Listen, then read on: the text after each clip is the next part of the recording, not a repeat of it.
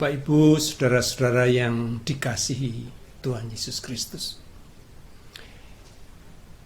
Marilah kita bersama-sama berdoa untuk mengawali ibadah kita saat ini. Mari kita berdoa.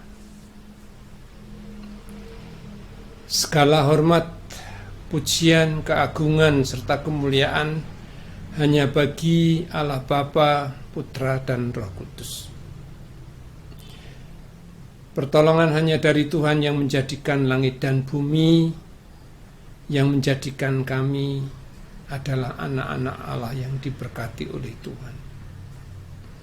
Saudara-saudara,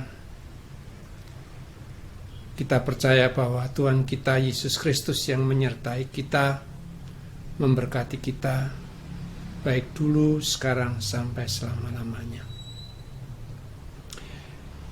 Terpujilah nama-Mu ya Tuhan, karena Engkau-lah Tuhan yang kami sembah, kami tinggikan, dan kami muliakan. Kami mau mengawali ibadah ini sepenuhnya, kiranya Tuhan menyertai dan berkenan atas ibadah kami, yang kami naikkan, yang kami percayakan, dan kami serahkan sepenuhnya hanya di dalam nama Tuhan Yesus Kristus, Juru Selamat kami. Amin.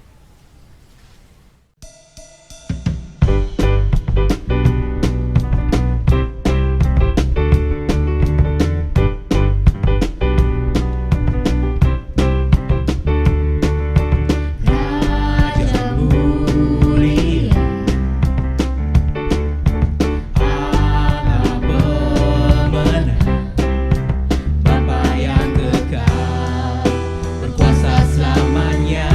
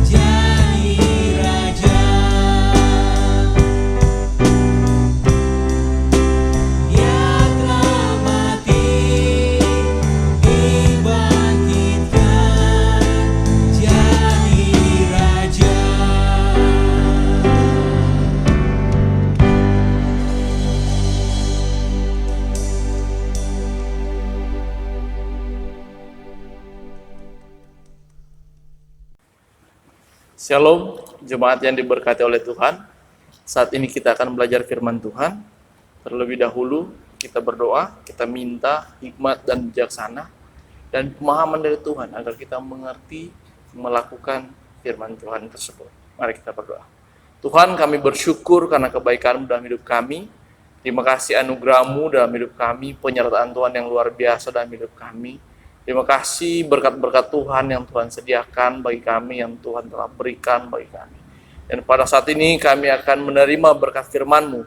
Kiranya Tuhan memberkati kami, menolong kami, berikan hikmat kepada kami dan bijaksana agar kami memahami, mengerti firman-Mu Tuhan dengan baik. Biarlah ini menjadi kekuatan dalam hidup kami, menjadi karakter hidup kami, dan kami bisa mempraktekkan di dalam kehidupan kami sehari-hari. Kami serahkan waktu ini ke dalam tangan-Mu Tuhan. Biarlah jadi kehendak Tuhan, bukan kehendak kami. Dalam nama Tuhan Yesus, indah syukur kami. Amin. Jemaat yang diberkati oleh Tuhan, kita akan belajar firman Tuhan yang terambil di dalam kitab Filipi. Filipi pasal yang kedua, ayat yang kelima sampai yang ke-11. Lembaga kita memberi judul di sini, nasihat supaya bersatu dan merendahkan diri seperti Kristus. Ayat 5, hendaklah kamu dalam hidupmu bersama menaruh pikiran dan perasaan yang terdapat juga dalam Kristus Yesus, yang walaupun dalam rupa Allah tidak menganggap kesetaraan dengan Allah itu sebagai milik yang harus dipertahankan, melainkan telah mengosongkan dirinya sendiri dan mengambil rupa seorang hamba dan menjadi sama dengan manusia. Dan dalam keadaan sebagai manusia ia telah merendahkan dirinya dan taat sampai mati, bahkan sampai mati di kayu salib. Itulah sebabnya Allah sangat meninggikan dia dan mengaruniakan kepadanya nama di atas segala nama, supaya dalam nama Yesus bertekuk lutut segala yang ada di langit dan yang ada di atas bumi dan yang ada di bawah bumi, dan segala lidah mengaku Yesus Kristus adalah Tuhan, bagi kemuliaan Allah Bapa.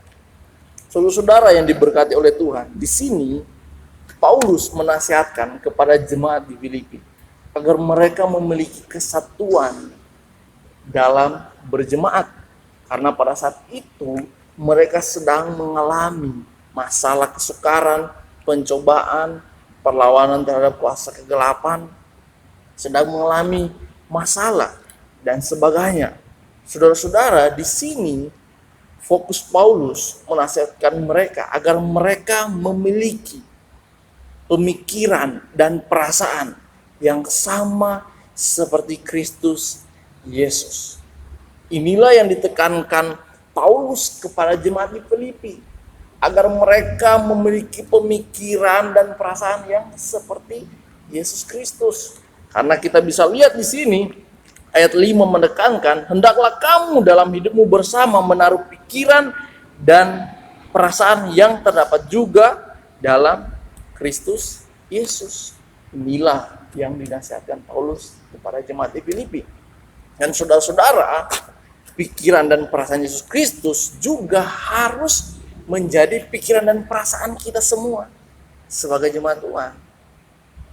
Kita pada saat ini sedang menghadapi momen Natal yang sudah kita rayakan tanggal 25 kemarin.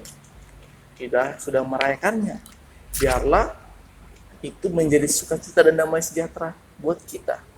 Tapi situasi saat ini memang sangat-sangat berbeda dengan Natal-Natal sebelumnya. Natal-Natal sebelumnya kita sangat bersukacita, di mana kita bisa berkumpul bersama-sama di gereja, merayakan bersama-sama di gereja, merayakan bersama-sama dengan keluarga, pulang kampung dan sebagainya. Bahkan kita merayakan makan-makan bersama, foto-foto bersama, salam-salaman, penuh sukacita, damai sejahtera yang kita sangat rasakan. Apakah di momen tahun ini sama seperti momen tahun lalu? Sukacita dan damai sejahteranya apakah masih sama? Seharusnya masih sama, saudara-saudara. Karena sukacita atau damai sejahtera itu bukan tergantung situasi ada masalah atau enggak. Bukan, tapi kita lihat memperingati hari Natal yang kita rayakan itu adalah kedatangan Sang Juru Selamat untuk kita semua. Dan di momen Natal seperti ini, kita harus memiliki keteladanan dari Yesus Kristus yang kita bisa ambil di dalam kitab Filipi ini.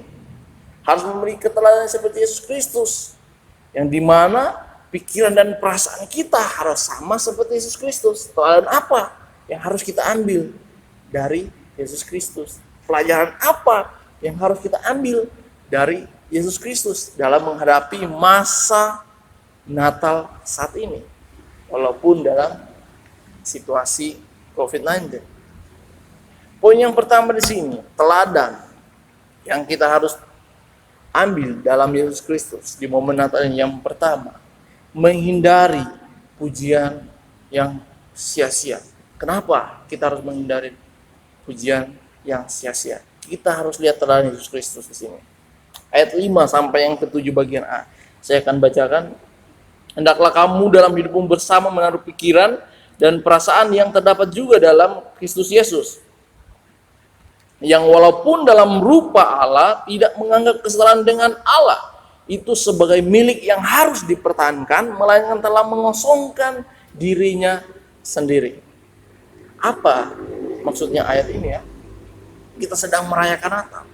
Merayakan Natal berarti menyambut kelahiran Sang Juru Selamat. Inilah yang terjadi di ayat 6 dan 7 menjelaskan bahwa yang walaupun dalam rupa Allah tidak menganggap kesetaraan dengan Allah itu sebagai milik yang harus dipertahankan, melainkan telah mengosongkan dirinya sendiri.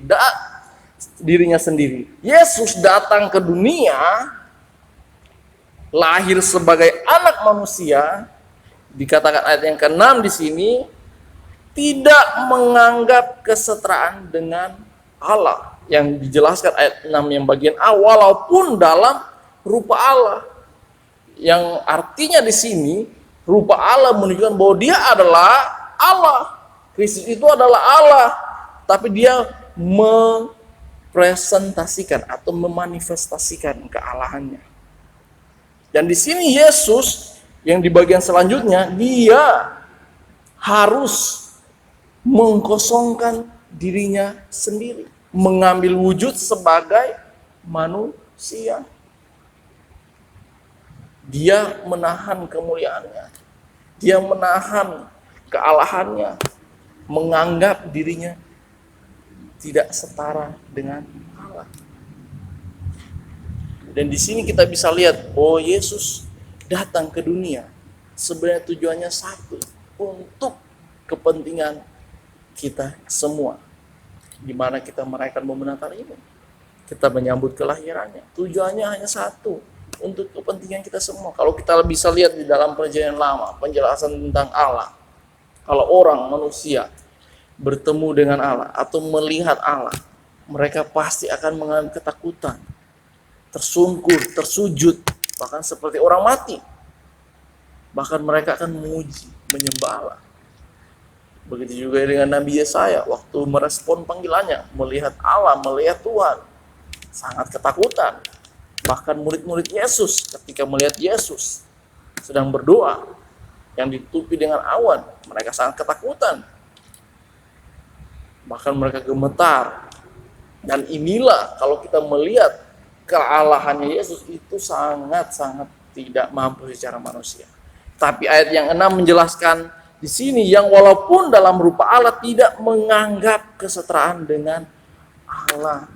Dia adalah Allah, tapi dia menganggap dirinya tidak setara dengan Allah. Dia datang ke dunia, tidak mau tunjukkan kealahannya, tidak mau tunjukkan bahwa dia maha kuasa, maha hebat, dia adalah raja segala raja. Enggak, dia aja lahir di kandang yang hina, lahir di keluarga yang biasa aja, bukan keluarga yang raja, bukan keluarga yang banyak duit. Enggak. Inilah yang harus kita teladani dari Yesus Kristus, bahwa dia memanifestasikan dirinya berupa sebagai hamba, manusia sebagai hamba, yang dimana dia ini tidak diingini banyak orang. Kita bisa lihat dijelaskan penjelasan dalam Yesaya pasal yang ke-53 ayat 1-3 di sini menjelaskan, siapakah yang percaya kepada berita yang kami dengar, dan kepada siapakah tangan kekuatan Tuhan dinyatakan? sebagai taruk, ia tumbuh di hadapan Tuhan, dan sebagai tunas dari tanah kering, ia tidak tampan, dan semaraknya pun tidak ada sehingga kita memandang dia, dan rupa pun tidak sehingga kita menginginkannya. Ia dihina dan dihindari orang, seorang yang penuh kesengsaraan dan yang biasa menderita kesakitan. Ia sangat dihina sehingga orang menutup mukanya terhadap dia, dan bagi kita pun dia tidak masuk hitungan. Ia tidak tampan, di ayat 2 menjelaskan. Saya bilang Yesus itu tidak tampan, berarti Yesus tidak terlalu ganteng ya, tidak tampan. Semaraknya pun tidak ada sehingga kita memandang dia. Ayat 3 menjelaskan di sini dikatakan dia dihina, dihindari orang, tidak disukai orang, dan penuh kesengsaraan yang biasa menderita kesakitan. Wow. Padahal dia adalah Tuhan, Allah. Tapi orang nggak mau lihat dia, orang malahan menghina dia. Inilah yang Yesus lakukan. Dia menjadi hamba. Dia tidak mau menerima puji-pujian yang sia-sia untuk kepentingan pribadi, enggak. Tapi Tuhan datang ke dunia. Kita harus mengingat ini ya. Ini sangat penting. Tuhan datang ke dunia untuk kepentingan keselamatan kita semua. Jadi di momen Natal ini kita harus mengingat, momen Natal ini bukan hanya sekedar untuk kita happy-happy. Bukan harus sama seperti tahun yang lalu. Enggak. Seharusnya sukacita, damai sejahtera tetap sama seperti tahun yang lalu yang kita miliki. Walaupun situasi apapun itu yang sedang kita hadapi saat ini, kita harus tetap memiliki sukacita dan damai sejahtera yang benar-benar daripada Tuhan. Karena Tuhan datang ke dunia bukan untuk mencari pujian, bukan untuk mencari muka. Enggak. Tetapi dia datang ke dunia untuk kepentingan keselamatan kita semua. Jadi saudara-saudara, dalam kehidupan kita di momen Natal ini, teladan apa yang kita bisa ambil dari Yesus Kristus Tuhan kita? Yaitu jangan mencari pujian yang sia-sia. Memang sih di momen Natal ini potensi untuk mencari pujian yang sia-sia itu sangat besar. Ingin tampil di gereja dan sebagainya, ingin paling sangat dibutuhkan, bahkan kelihatan wow dan sebagainya. Jangan sampai kita mencari pujian yang sia-sia. Seharusnya kita mengikuti teladan Yesus Kristus yang dimana tidak mencari pujian yang sia-sia. Dia mau datang ke dunia untuk kepentingan kita semua, menyelamatkan kita semua menjadi manusia, bahkan dihina, tidak dianggap, tidak dilihat. Dia tidak pedulikan itu semua karena tujuan Yesus lahir ke dunia untuk kepentingan kita semua, keselamatan kita semua. Jadi saudara-saudara, di momen Natal ini jangan kita lebih menonjol atau mau menunjukkan kehebatan, kelebihan kita, kekuatan kita. Itu nggak penting. Di momen Natal ini marilah kita menjadi hamba-hamba Tuhan yang dimana kita semua merendahkan diri, bersukacita menyambut kedatangan Tuhan yang dimana untuk kepentingan kita semua. Poin yang kedua, teladan yang kita bisa teladani dari Yesus Kristus, yaitu bahwa Yesus datang ke dunia di momen Natal ini. Dia mengidentifikasikan dirinya dengan manusia. Mari kita lihat ayat 7 bagian B. Dan mengambil rupa seorang hamba dan menjadi sama dengan manusia. Yesus mengambil rupa seorang hamba dan menjadi sama seperti manusia. Memang ini menjadi perdebatan banyak orang. Soal ayat ini diperdebatkan. Yesus dong manusia, berarti dia bisa berdosa. Enggak. Dia tetap Allah dan dia tidak bisa berdosa. Yesus itu tidak bisa berdosa walaupun dia adalah manusia. Memang semua manusia telah berbuat dosa. Tapi Yesus tidak. Yesus tidak berdosa karena dia datang ke dunia lahir dikandung oleh Roh Kudus. Bukan hasil pembuahan dari Maria dan Yusuf, bukan. Enggak, tapi ini Roh Kudus. Dia kudus. Jadi Yesus tetap Allah, tapi dia juga manusia. Jadi 100% Allah, 100% manusia. Dan di momen Natal ini, saudara-saudara, kita harus menyadari bahwa kelahiran Tuhan Yesus datang ke dunia, dia bukan lahir secara biasa aja. Bukan seperti itu, tapi dia datang juga ke dunia di sini. Dia datang sebagai Tuhan dan sebagai manusia. Sebagai manusia yang dimana dia 100% manusia. 100% manusia di sini berarti dia bisa merasakan sakit. Dia bisa merasakan penderitaan sama seperti kita. Dia bisa flu, dia bisa batuk, sakit mata kalau kepotong ada darahnya, bisa. Itu juga yang Yesus rasakan sama seperti kita. Makanya Yesus datang ke dunia, dia mengidentifikasikan dirinya dengan manusia. Padahal kita tahu kalau kita lihat di acara-acara Natal yang kita sering rayakan, dikatakan bahwa Yesus datang ke dunia sebagai pribadi yang maha kuasa, yang dimana sejak kekal sudah ada. Terang yang besar, penasihat yang ajaib, Allah yang perkasa, Bapa yang kekal, Raja damai, yang lahir ke dunia sebagai wujud dalam proses kelahiran manusia dari seorang perawan yang bernama Maria. Itu benar. Tapi di sini dia juga sebagai manusia yang dimana dia memiliki ciri-ciri seorang manusia, yaitu memiliki tubuh, jiwa, dan roh. Itu juga Yesus miliki sebagai waktu dia datang ke dunia sebagai manusia. Kenapa Tuhan harus menjadi manusia? Karena ada tujuannya. Ketika Tuhan datang ke dunia sebagai manusia, tujuan Yesus datang ke dunia agar dia mengidentifikasikan dirinya supaya bisa merasakan kesukaran, kesusahan, kelemahan kita, apa yang kita alami. Dan itu juga Yesus rasakan semuanya. Jadi Yesus tahu, Yesus pernah merasakan, Tuhan pernah merasakan apa yang kita rasakan di dunia ini, apa yang saudara sedang rasakan pada saat ini. Saudara merasakan kesusahan, Tuhan pernah rasakan juga. Saudara merasakan sakit, kelemahan sebagai manusia, Tuhan juga merasakan. Karena Yesus pernah datang ke dunia menjadi manusia. Dia mengalami itu semuanya. Sama seperti yang kita alami.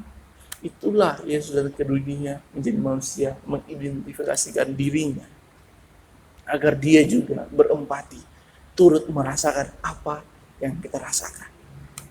Bahkan dia merasakan siksaan di kayu salib yang penuh luka yang luar biasa, dipaku, berdarah. Itu Yesus rasakan, semua itu sakit.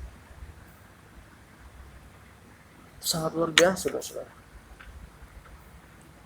Di momen Natal ini kita harus sadar, kita harus mengingat bahwa Tuhan Yesus turut merasakan apa juga yang kita rasakan. Dia pernah mengalami apa yang pernah kita alami, kesulitan apapun.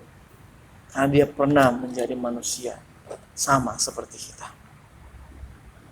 Makanya Tuhan datang ke dunia ketika dia merasakan apa yang kita rasakan, kelemahan-kelemahan kita, kesusahan kita, kesukaran kita. Dia mau membawa kita agar kita meninggalkan dosa, meninggalkan masalah-masalah kita, fokus kepada dia. Dan dia membawa kita kepada Allah Bapa yang penuh kasih, yang dikaruniakan melalui dia. Percaya kepada dia di momen Natal ini. Saudara-saudara,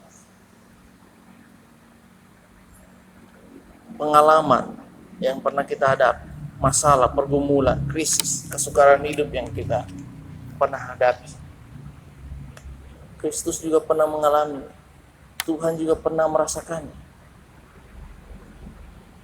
Biarlah kita datang kepada Tuhan, minta pertolongan Tuhan, karena Tuhan pernah merasakannya, Tuhan tahu.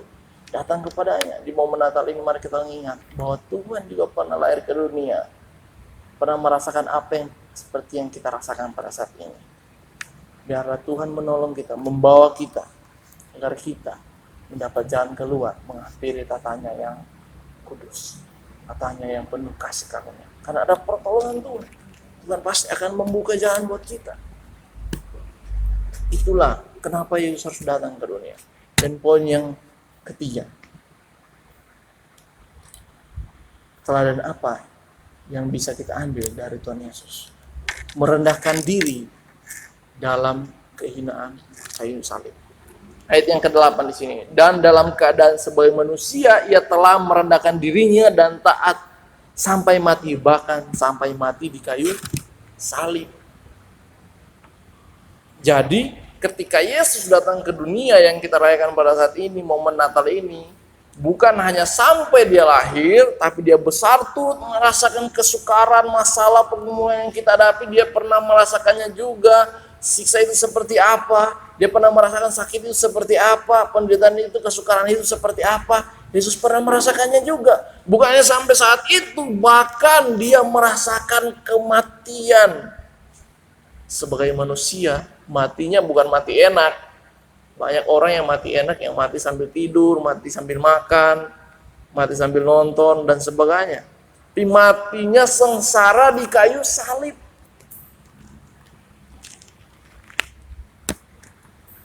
Dia mati sengsara di kayu salib. Untuk siapa? Untuk kita semua. Untuk menyelamatkan kita semua. Jadi kepentingan Tuhan datang ke dunia itu mengosongkan dirinya, tidak setara dengan Allah, bahkan turut merasakan yang kita sudah rasakan juga sebagai manusia. Bahkan dia mati di kayu salib untuk menyelamatkan kita semua. Inilah yang seharusnya kita harus tahu, harus ngerti. Momen Natal yang sebenarnya, kedatangan Tuhan Yesus sebagai Sang Juru Selamat, sebagai hadiah Natal kita, bukan hanya sebagai hanya untuk senang-senang saya, tidak. Tapi kita mengingat momen Natal ini sebagai sukacita damai sejahtera buat kita, bahwa Tuhan datang ke dunia untuk menebus kita, untuk kepentingan kita, untuk menyelamatkan kita. Ini saudara-saudara, akan sebagai manusia dia mati di kayu salib. Akhir tujuan Yesus Kristus ke dunia, mati di kayu salib, menebus kita. Yang dalam bahasa teologinya ada penggantian, ada pendamaian, dan penyucian. Yang dimana kita digantikan. Seharusnya kita yang disalibkan, tapi Tuhan yang disalibkan. Kita didamaikan dengan Allah, debus dosa-dosa kita, bahkan disucikan dengan darahnya. Wow, luar biasa. Saudara-saudara, di momen Natal ini, Tuhan Yesus aja mau berkorban buat kita, rela berkorban buat kita. Kita sebagai orang-orang anak Tuhan, orang-orang yang percaya kepada Tuhan, masa kita nggak mau rela berkorban untuk orang lain? Marilah kita saling menolong satu dengan yang lainnya, rela berkorban satu dengan yang lainnya. Rela berkorban itu salah satunya contoh rela untuk tinggal di rumah, untuk tetap jaga kesehatan. Karena banyak orang di luar sana, dokter dan perawat berjuang untuk merawat orang-orang yang sakit, yang sedang mengalami COVID. Ini untuk demi kesehatan juga kita semua. Rela menolong, berbagi kesedihan satu dengan yang lainnya, mendengar kesedihan dengan satu yang lainnya. Ada yang mengalami masalah, mari kita dengar apa masalah mereka. Mari kita saling menolong satu dengan yang lainnya. Rela berkorban seperti Kristus telah berkorban untuk kita, menyelamatkan kita. Saudara-saudara, walaupun situasi momen Natal kita nggak seperti tahun-tahun kemarin, tetapi sukacita berdamai sejahtera harus tetap sama seperti tahun kemarin. Karena sukacita damai sejahtera itu ada di hati kita, bukan karena situasi, tapi karena kita sadar bahwa Yesus telah lahir ke dunia, datang ke dunia, memberi teladan buat kita, agar kita jangan mencari pujian yang sia-sia, agar kita di mana tahu bahwa Tuhan telah turut merasakan, mengidentifikasi dirinya, merasakan keluh kesah kita, apa yang kita alami, kesukaran hidup kita. Yesus juga pernah merasakan. bahkan rela berkorban untuk demi kepentingan kita semua, mati di kayu salib. Mari kita berdoa.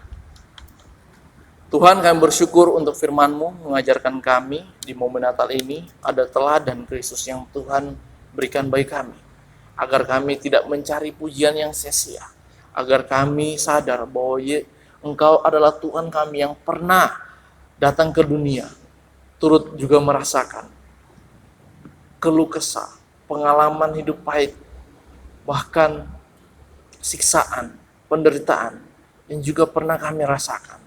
Engkau paling tahu Tuhan dalam hidup kami, bahkan Engkau juga pernah datang ke dunia menebus kami, rela berkorban buat kami, mati di kayu salib demi kami.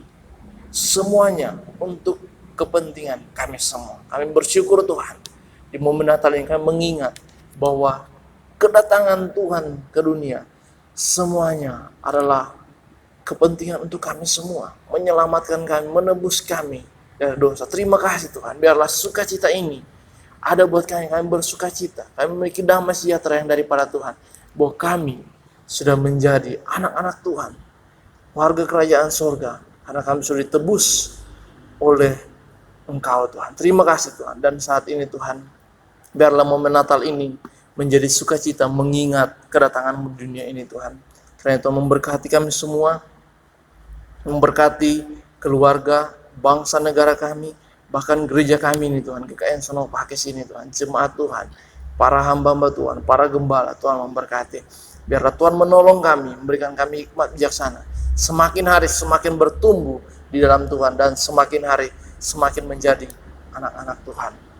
Terima kasih Tuhan, inilah doa syukur kami, biarlah firman-Mu ini menjadi karakter hidup kami Tuhan. Biarlah firman-Mu ini menuntun kami dimanapun kami melangkah dan berada. Dalam nama Tuhan Yesus, ini doa syukur kami. Amin.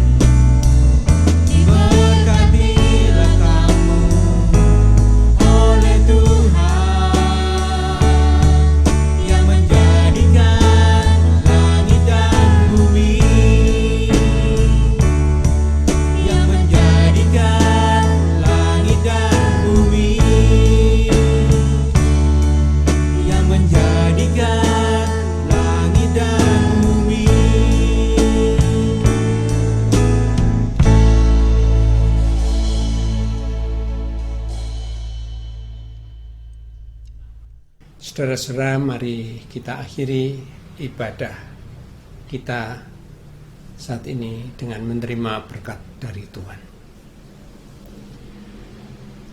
Saudara-saudaraku yang kekasih di dalam Yesus Kristus Tuhan, kasih karunia dan anugerah serta berkat yang dari Tuhan Yesus Kristus akan menyertai saudara sekarang sampai selama-lamanya. Amin. Selamat hari Minggu, Tuhan Yesus memberkati.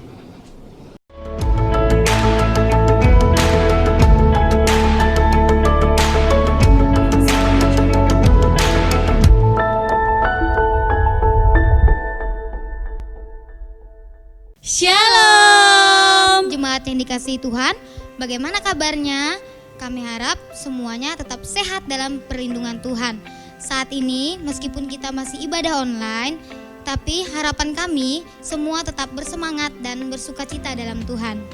Meskipun kita masih ibadah online, tapi kita masih tetap membangun iman kita, yaitu dengan ikut dalam persekutuan.